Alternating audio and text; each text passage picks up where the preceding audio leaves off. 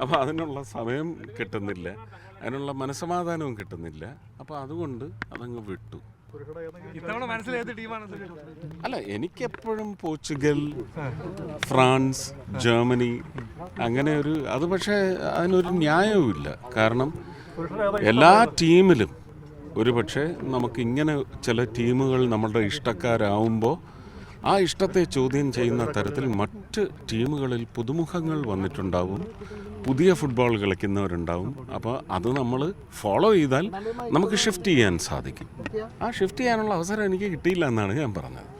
ഇന്ത്യക്ക് എപ്പോഴാണ് ഈ ഫുട്ബോൾ ലോകകപ്പ് വേദിയിൽ കുറച്ചുകൂടി നന്നായി ചേർത്ത് അടിച്ച് നമുക്ക് നിൽക്കാൻ പറ്റുക? അതിനുള്ള സാധ്യതകൾ എത്രത്തോളം? ഞാൻ വിചാരിച്ചത് 26 അത് സംഭവിക്കുന്നതാണ്. 2010 14 ഒക്കെ വിചാരിച്ചത് അങ്ങനെയാണ്. പക്ഷേ അതെത്തിയില്ല. ഇതെല്ലാം നമ്മുടെ സ്വപ്നങ്ങളും നമ്മൾ അതിനു വേണ്ടി ആ സ്വപ്നം ആരെങ്കിലുമൊക്കെ പങ്കുവയ്ക്കുമ്പോൾ ഫുട്ബോൾ പ്രേമികളല്ല, ഫുട്ബോൾ പ്രേമികളുടെ ആഗ്രഹം സാധിച്ചു കൊടുക്കാൻ യഥാർത്ഥ ഫുട്ബോളേഴ്സ് വളർന്നു വരും, അവർക്കുള്ള ഉത്തേജകമായി മാറും. അങ്ങനെ ടീമുണ്ടായി വരണം. നമുക്ക് അങ്ങനെ ഒരു ഫുട്ബോൾ ടീം എന്ന് പറയുന്നത് ലോകോത്തര നിലവാരത്തിലേക്ക് ഉയരുന്ന സാഹചര്യമുണ്ട്.